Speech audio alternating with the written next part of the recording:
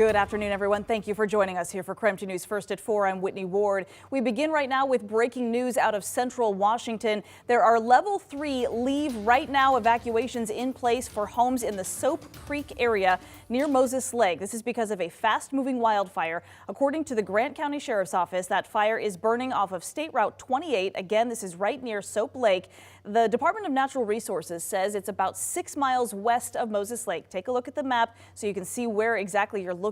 Here are the areas that are under evacuation. It's in that shaded area right now. Adrian Road between State Route 28 and Road 20 Northeast. This is east of Soap Lake. If you live in any of these areas, you need to leave right now. Again, this is a fast-moving wildfire. Level 3 evacuations are in place. Officers say they are going door to door right now to notify people. If you are in that area, again, in that evacuation zone, you need to be leaving right now. And if you're just outside of that area, you need to be making a plan and getting ready to go if that order does start to include you. Right now, joining us on the phone, we have Kyle Forman from the Grant County Sheriff's Office with more about what we know about this fire right now. Kyle, thank you so much for making yourself available. We appreciate it. I know it's kind of a hectic time for you guys. What can you tell us right now about the fire, how it's moving, and how the wind is complicating things for you?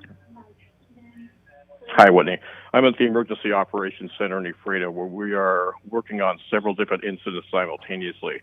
I'll start in the order of the ones that have the most life threat. So the first one is the wildfire you just mentioned, which is along State Route 28, east of Soap Lake. Level 3 evacuation is in place for Adrian Road south of State Route 28 all the way to Road 20. Also, the 21,000 block of Road D.5 Northeast, Road D.5 Northeast, and Road 20.6 Northeast, and Road D.5 Northeast and Road 20.7 Northeast. That impacts 15 to 20 homes in that area. The firefight has been compounded by high winds, dry fuel on the ground, steep conditions, and due to several wildfires we've had in Grant County throughout the day, very limited resources locally. The second incident, which just started about 45 minutes ago, is an evacuation of Coule Medical Center in Grand Coulee. That's impacting about 25 people who were in the hospital. That's due to a gas leak at the hospital. There are several ambulances en route to assist with the evacuation of Coulee Community Hospital, or Coulee Medical Center, rather.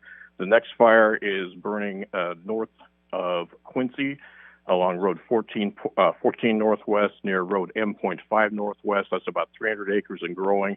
And then there's been a couple other fires which happened earlier. And those couple other fires that I mentioned were impacted negatively, caused a negative impact on the initial attack on the other fires because of the resources that were committed to the earlier wildfires. So right now we have resources still fighting the fire along State Route 28 east of Soap Lake, firefighting resources on Road 14 Northwest near Quincy, and then ambulance resources heading to Coulee Medical Center to help with the evacuation due to a gas leak at the hospital. Whitney. Goodness, I can't imagine. Is this a situation where you are starting to ask for help from neighboring jurisdictions or potentially asking for a state mobilization just to make sure you have resources available? So we are working on that right now, working with the incident commanders to get some processes in place and seek out additional resources from neighboring jurisdictions. But right now it appears that we have all fire resources in Grant County committed to fighting large wildfires, and ambulance resources going to assist up in Grand Coulee. As we take a look at those 3 different incidents that you were talking about, if we go to the first incident, that first wildfire there, how many homes are threatened in that evacuation area that we know of right now that are under that level 3 evacuation order? So level 3 evacuation for the fire, which is east of Soap Lake, impacts, we believe, 25 to 30 homes. The one in the Quincy area was only a handful of homes, and deputies went door to door to notify the residents to evacuate there. The other fires, which were earlier, did not pose any evacuations. Do we have any kind of estimated acreage yet, or thoughts of how quickly this is spreading and how much acreage it could cover? So we have high winds, dry fuel, rocky terrain, and limited resources. So the fire north of Quincy was estimated, and this is about 45 minutes ago, the last estimate at about 300 acres. The one east of Soap Lake has got to be at least 300 acres by now, judging by where the fire initially started and where we are issuing level 3 evacuations. It has to be at least 300 acres as well. Do we know, are either of these fires moving toward population centers? Are you concerned about the direction they're going? The one near Soap Lake is impacted. The areas that are under direct threat right now have been evacuated. If it continues on the path it's going, there will be, it's sparsely populated, not a large population density, but certainly ones that we would be concerned about. The one near Quincy, 300 acres, with just a handful of residents, they've all been notified, and if it extends beyond it would be moving north into Douglas County. That's very sparsely populated up that way. Do you expect that people who are outside of that immediate evacuation area that is kind of shaded on our map that we're showing to people right now, do those people need to be concerned that that evacuation area could expand? So they need to be concerned that the evacuation area may expand. If they're in an area right now that's not under a level 2 or level 3 evacuation notice, level 2 meaning get ready to go, and level 3 meaning go, they need to pay attention and maintain their situational awareness in case the fire gets worse. We need to make sure that they're ready to go at a moment's notice.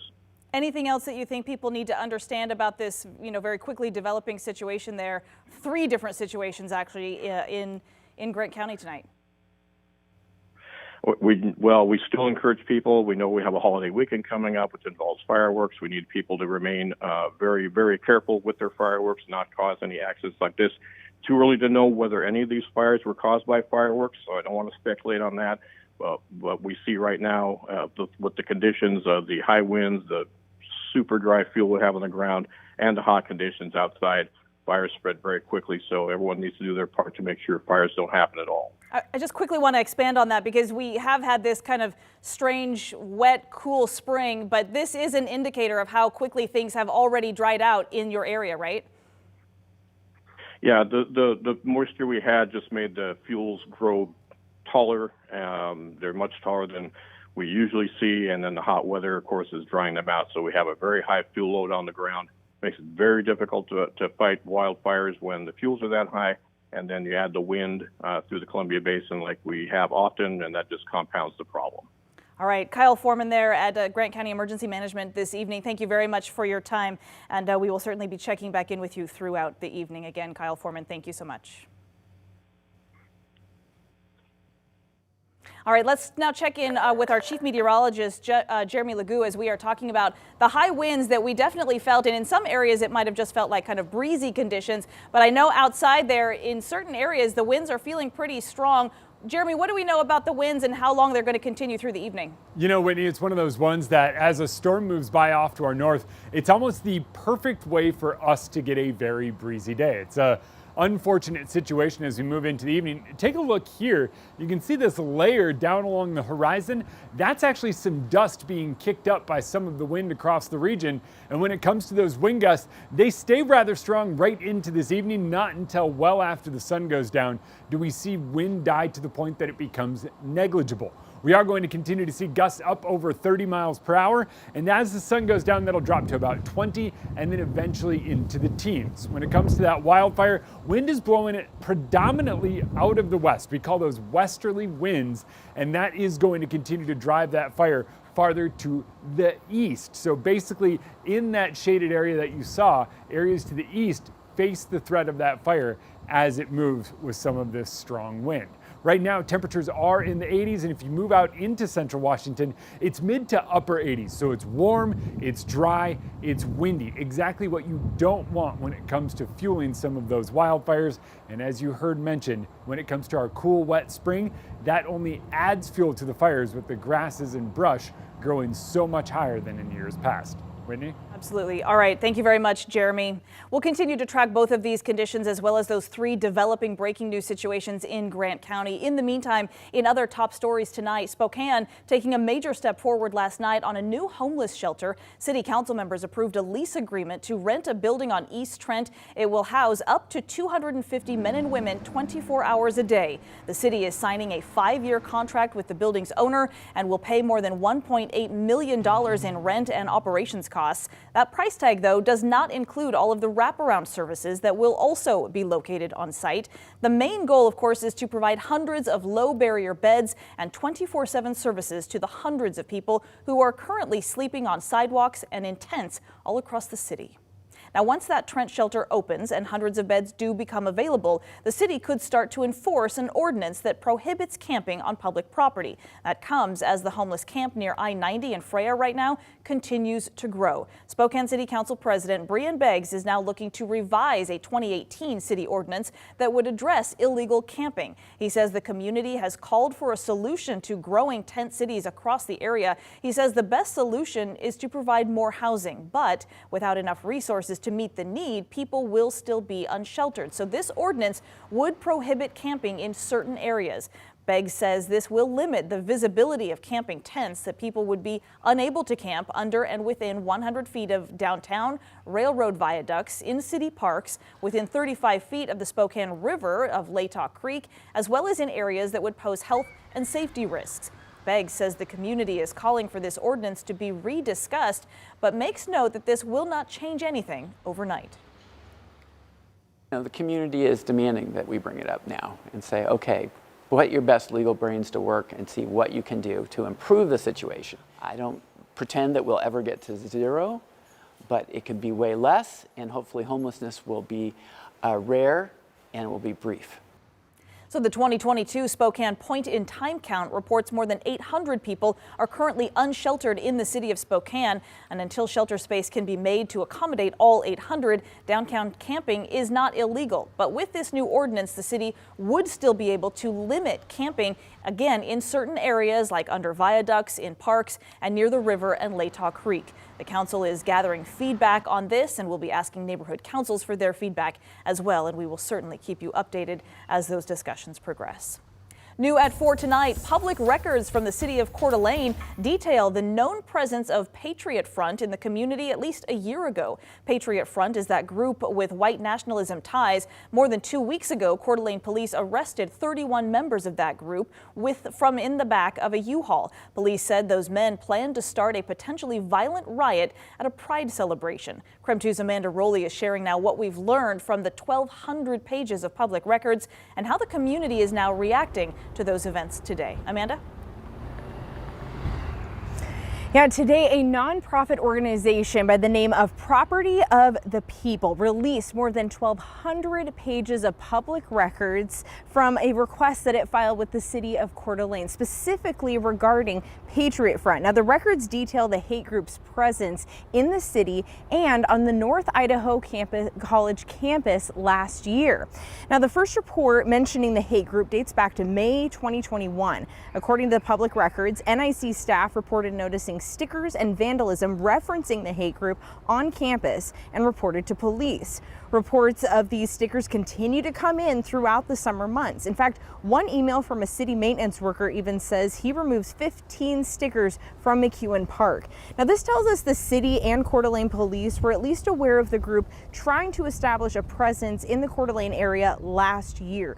But the records show no indication that police knew about the group's plans to riot on June 11th during the Pride celebration event. Now, that said, the Kootenai County Task Force on Human Relations claims there's been an increase in hate group discussions and presence online in the last 2 years. Tony Stewart with the task force says they didn't know the plans of the 31 men who ended up getting arrested from the back of the U-Haul, but they knew something was brewing. On social media, there was a discussion particularly directed at the LGBTQ community, a lot of very offensive comments. Certainly there was comments on racism as well. And we also saw a growing tendency to attack public education with saying that they wanted to interfere with trying to shut down things like studying social justice. Now, he says the task force recently held a meeting with local leaders who are asking the group to rally the community again against hate groups, something similar to what the task force did in the late 90s when the Aryan Nation marched through town. Now, that meeting led to a series of action items, and one of those action items is a campaign that you may actually see here in the Coeur d'Alene area this holiday weekend. It's the message, Coeur d'Alene rejects hate. The task force plans to put out 1,000 t-shirts with that message, as well as putting that signage in local businesses this weekend. We'll be keeping updated on the future plan of actions that the task force has. We'll be keeping you updated on that as we learn more. Reporting in Coeur d'Alene, Amanda Rowley, KREM 2 News. All right, Amanda, thank you very much. And coming up tonight, a warning out of North Idaho why police are saying don't come to Kootenai County on vacation and leave on probation. We'll explain coming up next.